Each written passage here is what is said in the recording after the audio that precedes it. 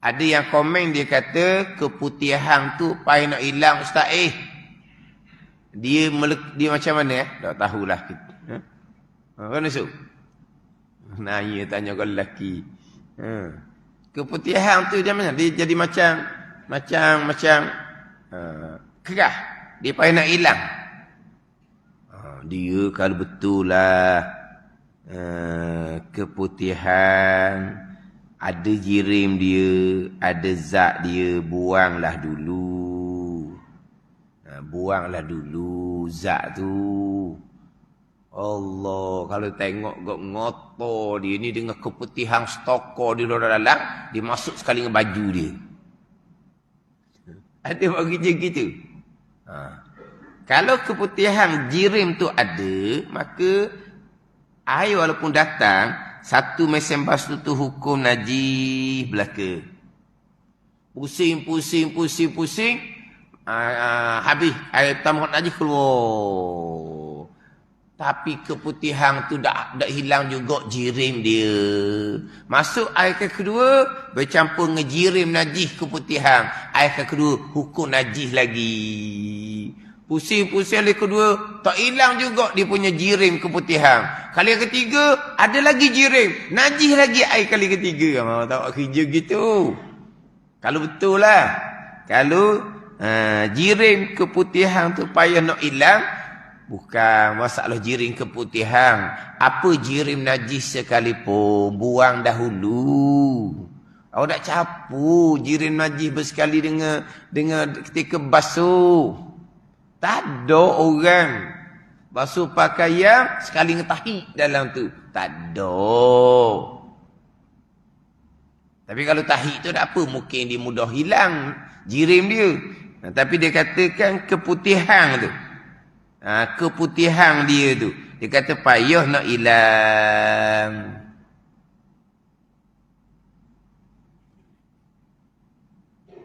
Keputihan dia payah nak hilang. Kena buang dulu lah. Kan kita belajar daripada mula-mula dah kan. Pertamanya, dihilangkan ainnya dahulu. Ni, hak bicara. Masyarakat 20 kita ni, bagi yang kelima daripada atas. Bagi kenal atas tu. Hendaklah dihilangkan ainnya dahulu. Yakni jirimnya. Hilangkan ain dahulu. Cuma saya sebut ngulpah, macam mana kalau jenis ngotor. Air kencing, dia tak perah-perah pun. Tahi, dia tak buang-buang pun. Mutah di pakaian tu, dia pakai mesin basuh je. Mutah tu mana, jirim mutah tu ada di pakaian tu. Tak ada buang-buang jirim mutah. Dia pakai letak dalam mesin basuh contohnya. Dia letak dalam mesin basuh contohnya. Dengan jirim-jirim muntah. Dia nak pegang tu, dia pun berasa geli berkali. Air pun datang ke atas pakaian yang ada jirim muntah. Maka air dipanggil bertambah timbangan. Apa ayat ni? Bila bercampur dengan jirim, maka air akan bertambah timbangan. Pada timbangan, liter air bertambah, campur dengan jirim. Faham tak? Bukan air tu kita timbang luar pulot, air timbang.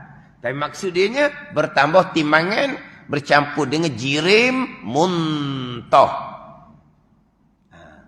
Tapi jirim muntah tak apa, dia mudah hilang. Jadi apabila air mesin basuh kali pertama, walaupun air datang, tapi jirim muntah tidak dihilangkan, maka air kali pertama tadi bertambah timbangan. Maka hukum najis air kali pertama walaupun tak berubah sekalipun. Tapi tak apa. Jirim muntah tu dia mudah hilang. Maka kali pertama air keluar. Tak ada dah jirim muntah. Tapi bukan pakaian muntah tu saja najis. Habis pakai satu mesin basuh najis belaka. Sebab dia duduk sekali dengan air najis. Asalnya pakaian muntah ni je najis.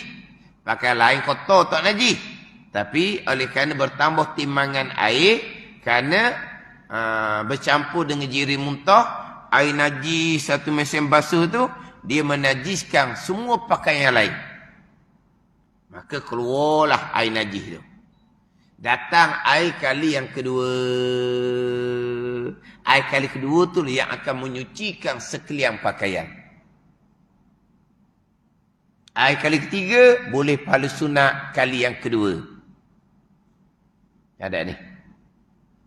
Itu je. Kalau pengotor sangatlah. Siapa kejirim muntah pun tak buang. Tetapi, kalau jirim najis tu payah nak hilang, contoh minggu lepasnya ada soal tu, dia kata, keputihan payah nak hilang. Kalau 2-3 kali mesin basuh berpusing, tapi jirim najis tak hilang, ketiga-tiga air mesin basuh hukum najis. Sebab bercampur dengan jirim dia. Jirim najis. Tak ada orang buat dah. Lepas tu keputihan tu macam mana dia punya ni? Dia punya apa ni? Dia punya lekik dia ke mana? Sebab tak dia nak hilang tu. Buanglah dulu jiring keputihan tu. Ni ada yang soal ke komen tak tahu sini ni. Apa-apa pun najis kena basuhlah dulu kat luar baru masuk mesin basuh. Itu lagi selamat. Dah. Pakaian bersengan najis mesin basuh pun selamat. Tak perlu buat pun. Tak sok. Ni kalau kita nak buat sendiri terpulang. Tapi jangan nak ajar orang. Itu cara selamat. Dah. Janji jirim najis jangan ada. Bubuhlah seluar yang kena najis mesin basuh. Selamat sebab air datang 3 kali. Tapi kalau nak basuh luar dulu najis masing-masing, terpulang. Tapi tak syarat gitu. Dia akan jadi menyusahkan. Dia akan jadi banyak menggunakan air. Tak payah. Hak kita nak buat basuh luar dulu, kita buat. Tapi hak tu yang selamat. Banyak menggunakan air. Banyak menggunakan air. Apa-apa pun di komen sini, apa-apa pun najis kena basuhlah dulu kat luar, baru masuk mesin basuh, itu lagi selamat. Dan tak rasa was-was. Kenalah rajin jaga kebersihan. Tak rasa was-was. Ni punca dianya. Was-was. Nak basuh kat luar dulu, akhirnya menggunakan air banyak. Kena rajin jaga kebersihan. Rajin dah tu. Basuh najis dengan datangkan air. Rajin dah. Kalau nak basuh luar najis itu. Itu yang selamat dah. Kita buh mesin basuh pun selamat dah. Sebab cara mesin basuh air datang menepati syarat. Kalau kita sendiri yang ada was-was, kita nak basuh luar dulu, tu kita punya pasal lah. Itu kita punya pasal. Kalau kita nak basuh saya basuh luar dulu. Pandai kamu lah. Baru selamat, baru tak was-was. Dah kamu ada nyakit was-was, jangan duk babi orang lain. Orang ada nyakit was-was, tu hadiah. Ada pula kata, macam bicara bab bilah lah. Tak bilah pun tak apa. Suci dah pakaian mesin basuh. Tapi bilah lagi baik. Lagi baik apa? Banyak guna air. Ada ni? Baik bilah. Kalau bilah, kita boleh jadi basuh yang ketiga. Boleh pahala sunat. Ada apa? Sebab air kali pertama. Ini ni pakaian najis ni. Ini pakaian najis ni. Bukan pakaian kotor. Mesin basuh pakaian kotor. Tak ada bilah-bilah. Bazir air dia. Kalau hok basuh, hok pakai yang yakin najis. Yang yakin najis. Satu lagi ni. Beru dulu baru masuk mesin basuh. Ni tak faham-faham lagi ni. Beru dulu, beru apa? Beru dulu najis tu baru masuk mesin basuh. Beru najis tu tak payah masuk mesin basuh dah. Pergi jemur lah dulu dah. Masuk mesin basuh apa lagi? Pergi jemur lah dulu dah. Dia masih lagi nak ni nak peseng hok susah tu. Hok masing-masing nak buatlah. Tak usah komen dalam FB. Tak payah. Itu dipanggil membazir air. Menyusahkan. Selamatlah supaya tak was-was lah. kita selamat dah dengan kaedah basuh mesin basuh. Tak mesti waswah. Waswah tu dihilangkan. Bukan kita buat menyusahkan. Kerana kita waswah. Buang perasaan waswah tu. Hukum syarat menepati hukum syarak. Sudah. Waswah. Buang waswah tu. Kerana nak hilang waswah ni orang buat berkali. Kenapa kamu ni membazir air buat gitu? Dok nak hilang waswah. Nak hilang waswah bukan kita membazir air, kita usahakan hati kita tu ikut hukum syarak kata okey. Jangan ikut perasaan waswah. Bukan dengan kita buat lebih daripada hak syarak.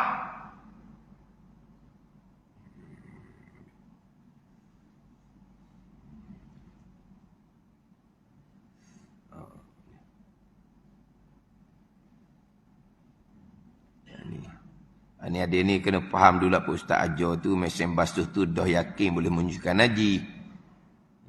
Ni pula air datang 3 kali dah selamat dah. Kalau nak basuh luar tu terpulang. Tu mana mung kalau nak bazir air kau.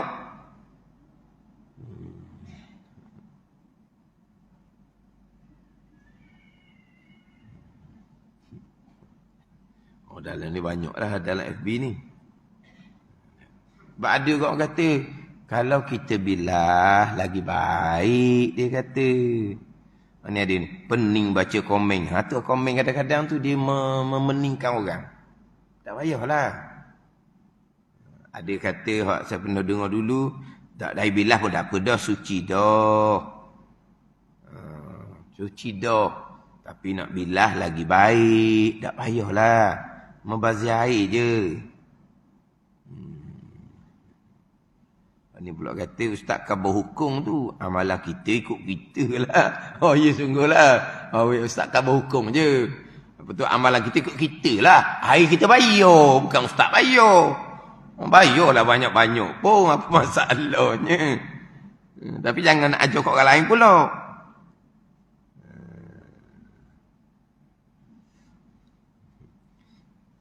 Dia mau suci dah mesin basuh. Tapi nak comelnya bilah. Dah. Mesin basuh suci dah. Kamu pakai air sabun bukan air mutlak. Kamu buat 3 kali. Tak bilang 3 kali pun. Air pertama kamu guna air sabun. Air sabun tak boleh menyucikan najis. Ni pakaian yang yakin najis ni. Seluar yang yakin kena kencing. Bubuh dalam mesin basuh. Gitulah tak ada masalah. Tapi air pertama air sabun.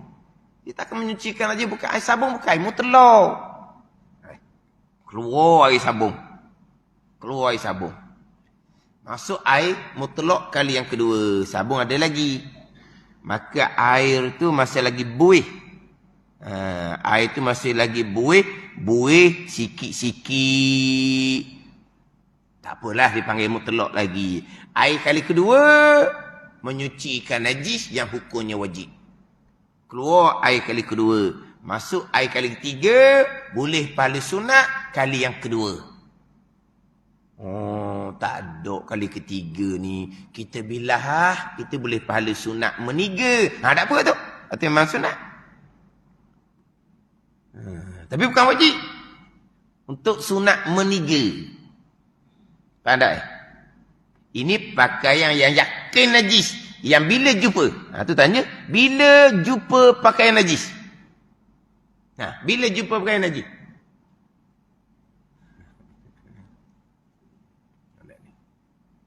Jadi yakin najis. Air pertama bukan air mutlak. Air kali kedua yang menyucikan najis yang hukumnya wajib. Air kali ketiga baru boleh pahala. Kali kedua hukumnya sunat. Kalau gitu kita buat 4 kali ya dah. Mesin basuh kan boleh buat kan. Buat 4 kali lalu senang. Air pertama air sabun. Air yang kedua 3 ke 4 barulah air mutlak. Hak pakaian yang yakin najis. Ini pakaian yakin najis. Kalau tidak tak payahlah kata baik bilah. Dia membazir. Dia menyusahkan.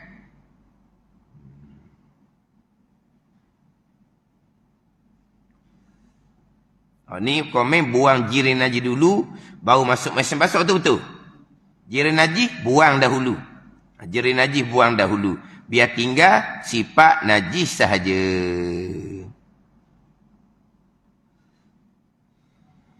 Ada orang komen sini, ustaz jangan baca komen lah dia kata. Jangan baca komen lah. Susah buat apa. Dia ni buat susah je dok jalan kitab pula kita gini. Lah. Dok ni mazhab Syafi'i dah ni hak paling cermat ni. Ada ni mazhab Syafi'i dah hak paling cermat. Mujur juga duduk Malaysia air mudah. Kalau duduk tempat air payah macam mana lah. Kan ada negara kan air mahal daripada minyak kereta kan. Kalau duduk tempat gitu macam mana? Tempat gitu macam mana? Baik duduk Malaysia. Tapi jangan membazir. Tadi ada satu soalan. Soalan dia bukan ditanya bab kerja kilang arak. Kerja kilang arak tu haram semata-mata. Macam mana pakaian orang kerja kilang arak? Sebab arak tu najis. Arak tu najis. Kebiasaannya kerja tempat najis. Tak lepas daripada kena najis. Kholik-kholik. Dah kerja kilang arak tu najis. Tak akan tak mengercik najis arak ke pakaian. Biasa-biasa memang kenalah. Jirim kena arak yang najis tu. Tapi satu ketika tu cari tak jumpa pun tak ada, mungkin tak ada kali. Tapi biasanya kena najis. Walaupun begitu pakaian tu hukum pekoh tetap hukum suci. Sama dengan pakaian kanak-kanak yang belum memayis, yang kholik, yang kebanyakannya najis, tak jumpa sifat najis, hukum suci. Dia bekerja di kilang arak. Kerja kilang arak ni, faham tak? Kerja kilang arak ni memang akan kenalah arak najis itu. Selagi tak nampak kena sungguh, selagi tu pakaian tu hukum suci. Kholik, kebanyakan kebiasaan somok-somok tak lepas daripada kena najis. Sekalipun selagi tak ada nampak najis, hukumnya suci. Tu hukum pekoh. Kerja tempat najis. Macam mana kalau kita contoh lebih relevan sikit lah, kilang arak ni pelik. Dia kerja baiki rebang ayam. Boleh? Dia baiki rebang ayam, menyuruk. Menyuruk apa? Masuk bawah tu, menyuruk. Baiki dia punya latar dia. Menyuruk tempat tak ayam. Bawah tak ayam. Atas lantai rebang ayam tu tak ayam. Atas tanah pun tak ayam. Main tempat tak ayam tu. Dia jaga sikit, jaga. Kena dah tak ayam.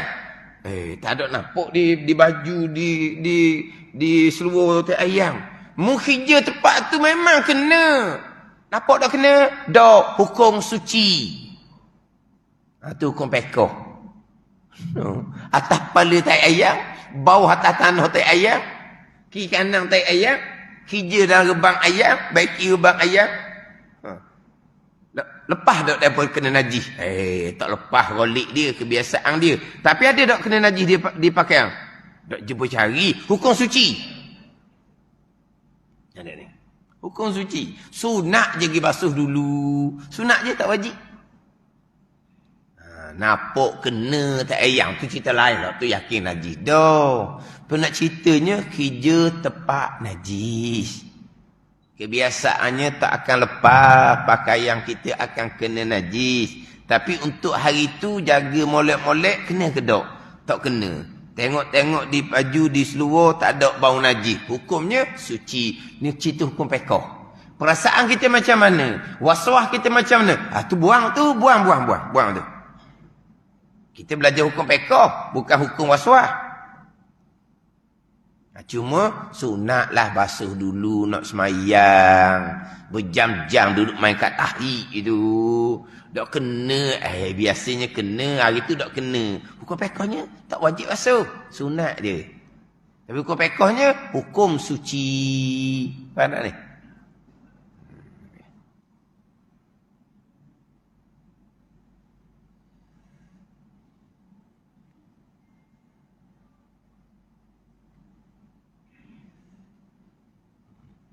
Ini soalan lain sikit ni. Ustaz, kalau rumah banjir, takat buku lali je. Lepas tu, tahi dan tangki najis dekat dengan tangga rumah. Air banjir tu najis ke dok? Air banjir ni siapa buku lali.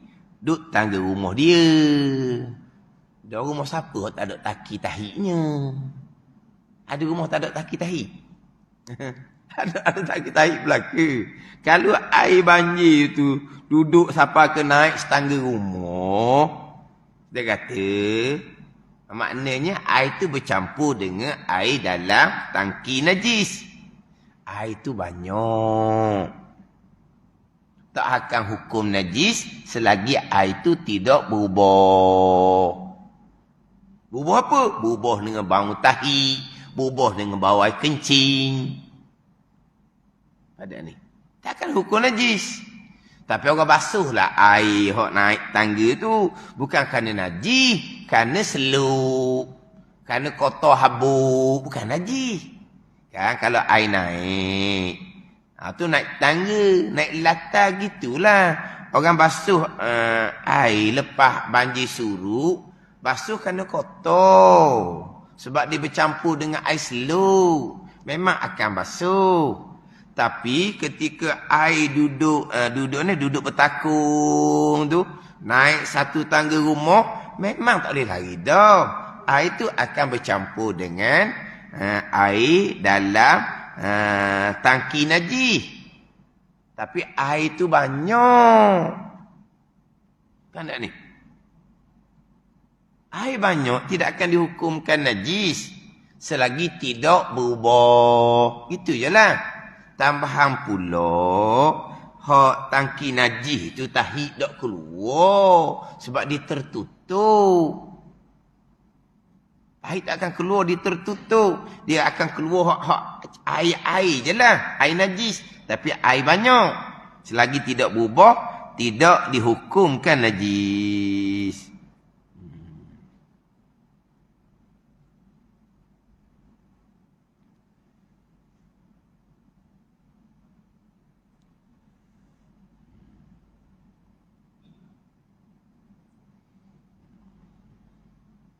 Sarok. Ada orang ni pun sarok. Kat pukul 10 dah sekejap je masih berjalan. Jadi hak kita basuh Najib Mughallazah ni, baca semula lah. Kita kena baca kitab Penang Bagi Hati pula. Dah 2 minggu Penang Bagi Hati tak baca kerana mesin basuh. Susah sungguh lah. Dah memang saya akui. Ada guru saya yang saya belajar sendiri, menyatakan mesin basuh tidak akan menyucikan. Ada guru saya sendiri pun. Tak ni. Tak dinafikan. Tapi saya mengaji dengan almarhum Tok Guru saya yang terakhir, Tuan Guru Babun Jabrin Kerandang, faham macam mana dalam kitab Fiqh bicara, kita fahamlah. Mesin basuh menepati kaedah syarak. Tak timbul isu air bertakun tempat yang sama. Mesin basuh air tak sampai 2 koloh, dia kata. Mesin basuh air tak sampai 2 koloh. Air tak sampai 2 koloh kita bicara sekarang. Kalau mesin basuh tu air 2 koloh sebab mesin basuh besar. Bukan kata nak basuh pakaian najis, nak mandi wajib dalam tu pun boleh. Sekarang ni kita bicara air sedikit. Mesin basuh memang air sedikit. Air bertakun tempat yang sama. Air bertakun sama tidak ada isu. Tapi memang ada guru yang mengajar kerana air bertakun tempat yang sama terus dihukumkan najis tidak. Lepas tu saya datangkan 2 dalam Fathul Mu'in lepas bicara syarat air datang ni. Dia bicara dengan basuh mulut yang najis kerana gusi berdarah. Masuk air dalam mulut, kita berkomor, air sedikit, bertakun tempat yang sama, berpusing tempat yang sama, suci molek-molek mulut. Gitu je lah. Jadi kita boleh ambil gitu je. Macam mana sucinya mulut yang gusinya berdarah, mulut najis, masuk air dalam mulut, kita komo ludah, air pun tak berubah dah, mulut pun suci, walaupun tak ada air berada di tempat yang sama dalam mulut. Kita berkomo sama dengan mesin basuh. Benda yang sama saja. Itu comel kitab Fathul Mu'in. Kalau bekas tu najis, buang najis dan bekas, bubuh air dan bekas beldi contoh, kocok. Lepas tu buang air, bersih dah bekas tu. Padahal air masa kita kocok dalam bekas air tu, air bertakung di tempat yang sama, tidak ada masalah. Itu kitab Fathul Mu'in. Orang sekarang ni dia buat kajian, dia kata lepas daripada basuh najis menggunakan mesin basuh, mereka menyatakan mereka cek DNA. Mereka cek DNA najis di pakaian memang sudah tidak ada, mereka mengatakan. Kita tak bicara begitu. Dia kata sebab mesin basuh kuat pusing, kita tidak bicara masalah kuat tak kuat pusing.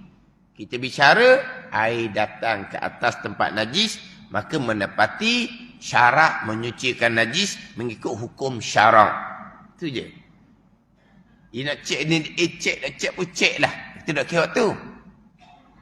Tapi kalau ikut kepada tu wallahu alam, itu atas hak saya terbaca gitulah. Dia kata mengikut fatwa-fatwa, dia kata jadi suci. Tu wallahu alam lah hak fatwa tu.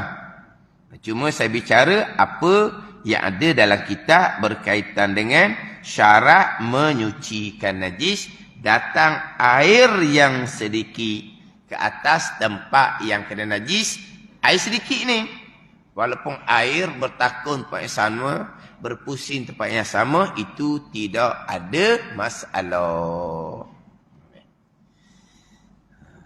Wallahu a'lam.